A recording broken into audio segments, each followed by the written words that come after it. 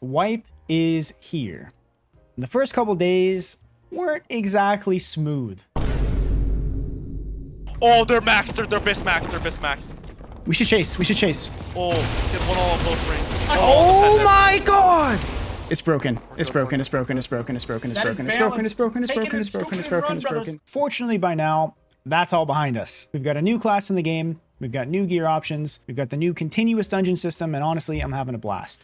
So today in this video, we're going to go over what these changes mean for the Warlock. Now, I normally make very gameplay focused content, but this is going to be more of a discussion video, sort of a talking head kind of thing, where I share my perspective on the game. That being said, let's get into the changes. So the first thing I want to talk about is the new gear Warlock has access to. Over here in my shared stash, I've got one of each of the different pieces, and I organize them into items that I think are good on the left, items that I think are just okay or decent, and then shit tier items on the far right. First things first, the good item, or rather the only item in the good category, these sleek hide pants. Obviously, it's because they look sick. No, these are good because they have the same exact stats as leather trosses, except instead of knowledge, you have will.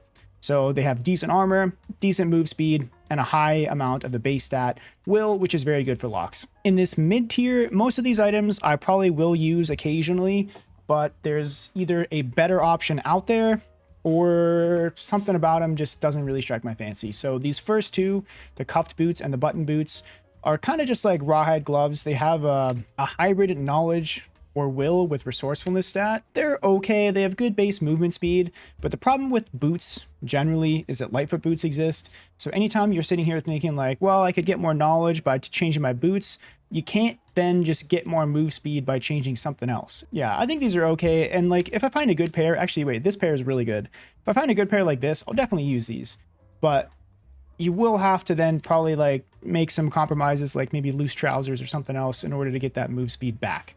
Especially on Lock, it's a very move speed centric class. It's mediocre. The Arcane Hood, pretty much I have in this mid tier just because there's like really good hood options for the Lock. Like if you want magic healing, there's no other hat except for Occultist Hood because again, you can't get magic healing anywhere else. I mean, you can, but not in the quantity that you can get it on this. Same thing with non-magical healing versions. You either have this for full speed or this for more of a hybrid setup. I don't know if I really see this being BIS for almost any setup unless you're trying to go absolutely insane on the will stacking. To be fair, they did add a lot more options for will this wipe, so maybe there's going to be some shenanigans you can do with malice. We'll see. Hey, editor youth here, guys. I forgot about the bloodwoven gloves the first time I went over all of this stuff. These are basically just rawhide gloves, but they have will instead of knowledge, which makes them pretty solid early on. But the thing about will is that you can also just use leather gloves. And I'm pretty sure getting extra dex instead of will is just better. Or sorry, instead of resourcefulness is just better for the lock. I don't know, man. It's hard for me to say that these are going to be like great. I think they're just pretty good. And last but not least, we have the shit tier category. And these items are just trash. Like this. Why would you ever use this when you could use a Mystic Vest? You wouldn't. Maybe on like a weird ass niche resourcefulness build. Go for it. But like, come on, bro. Also, these button legs. Same thing here, max resourcefulness, and the move speed penalty is actually a little bit lower, but like not as low as loose trousers, and these don't have any stats that are useful, so I'm putting them in a shit tier. You won't catch me buying these off the market unless they're like dirt cheap. Okay, so that is the different gear options we have. I guess maybe I should touch quick on the Crystal Sword, because this thing now can block, which is like cool, I guess. I don't know how much I'll be doing that myself, but it's cool. I'm glad there's an option. All right, editor youth again, guys. It turns out you can only block with the Crystal Sword on lock if you haven't selected a spell yet. So this whole addition of blocking is just useless on lock unless you're taking no spells at all. Because watch, like I can block right now. The moment I select Curse of Pain, I can now only Curse of Pain, and there's no way for me to unselect a spell again, which kind of sucks. I think they should just get rid of the Crystal Sword's ability to cast altogether. I want to be able to block with this, bro. I don't give a shit about the casting. Cool. So the other huge change for gear is the return of plus to all. And this is probably controversial. I haven't really looked at Reddit or anything. When plus to all was in the meta, it's always been sort of a more uphill battle to defeat somebody who's in BIS because they just have so many raw stats. So that is what it is. But as a lock, You really need like every attribute, everything pretty much but resource, and even resource isn't like the worst stat ever. It's not nothing. Plus to all helps lock more than other classes on average, so I would say probably at the super high end, Warlocks would be stronger this swipe than they were last swipe. That being said, they also changed the way magic resist works. Basically, at the low end of the magic resist curve, so when you have low magic resist like this, like 15 here, base, you gain percent magic resist faster. So for example, if I put on this one item, I go from 16 to 30% magic resist. This has several consequences for the Warlock. Oh, I guess you probably can't see because my face is in the way. This has several consequences for Warlock. I've noticed already, almost everybody in High Roller anyway has around 30% magic resist. Or pretty much everybody I've fought unless they're a plate fighter. And even then, plate fighters are going to be able to get 40% magic resist really easy. That means true damage is better this wipe than it was before. Sometimes you cheap out and go additional magic instead of true magic. That is going to be a little bit worse this wipe. For you as the Warlock, you are going to be able to get magic resist cap very easily this wipe. And that's because you have the anti-magic perk. This gives you a flat 25% magic resist. And so you can basically capitalize on that early scaling, getting up to like 30 or 40%, and then get that high end where it's much harder to get magic resist by just adding a flat 25 on top. So you really only need to get to 40% in order to cap out at 65. You're really not going to have to invest very much more than like one slot, like a cultist robe, to get this up to cap. So that's pretty sick. I think on high-end Warlock kits, if you're not trying to push towards magic resist cap, you're probably making a mistake. Fortunately though, Barbs did have their magic resist reduced on Iron Will, so it's not like Barbs are going to be just totally insane.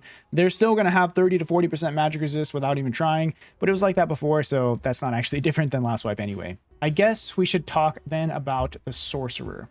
So we added a new magic caster to the game, and Warlock is sort of the magic tank or the class that's sort of built to take down other magic casters. And that's again because we have anti-magic, because we have things like Eldritch Shield, and generally speaking, you can sort of out-sustain people as long as you don't get bursted down. Now, the Sorcerer does have burst damage, but it's sort of tough to land those abilities. And if you're playing properly, I'm pretty sure Warlock is going to be one of the best counters to the Sorcerer, aside from like a Ranger. So good news, we're not going to go down in the meta because Sorcerer exists. Maybe in a group setting, there could be some things that change that.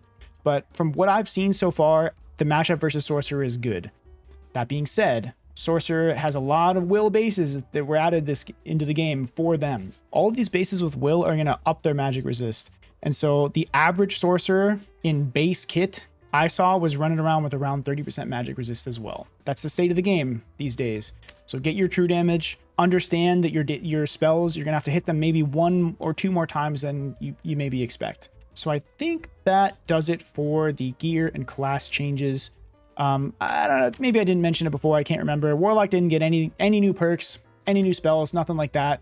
Oh, that's right. Last but not least, we can't ignore the continuous dungeon. The continuous dungeon, I think, personally has breathed a lot of fresh air into the game. I like the fact that every match feels like there's PvP. I really like the crypt and the kind of random dungeon fog of war exploration feeling. That's awesome. You're going to get a lot more fights in Inferno. However, the third parties are egregious. So if you're playing a Warlock build like this BOC or like Life Drain Hydra, you may find it a little bit tough to get that reset in after you finish a fight. Off the bat, I'm thinking that's going to mean TM Warlock is going to do really well this wipe and is going to be the play. I'm committed to testing all of them. In fact, I have 3 kits set up right here. 1 for Blow of Corruption Crystal Ball, 1 for Torture Mastery, and 1 for Life Drain Hydra, and I plan on doing my own testing. Potentially you'll see the outcome of that in the next video. It remains to be seen how this feels with the amount of third parties we're going to have going on. Also, generally speaking, Phantomize is better than BOC when third parties are rampant, because again, it just gives you an ability to react to a weird situation and maybe escape when you normally would have been cooked by the third party. Another reason that TM lock is going to be good is because there are now bosses on the crypt. So if you're a crypt enjoyer, taking Hellfire and doing a Lich on crypt and then going down to Inferno and then also killing the Ghost King is going to be an insane farm. So if you really want to hit that farm hard and you really want to farm the bosses hard, TM Warlock with Hellfire, I think, is going to do really, really well for the PvE this wipe. I mean, it always will. It always does. But just something to keep in mind, that little bit of extra bossing out there is going to help TM stocks go up. All right.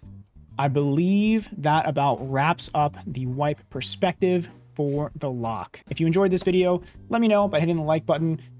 Anytime a creator makes something that's a little bit outside of their comfort zone, it does help when the community tells them whether they liked it or didn't like it. So if you want to see more of this, let me know. Click like, subscribe, do all the things, and I'll see you in the next one.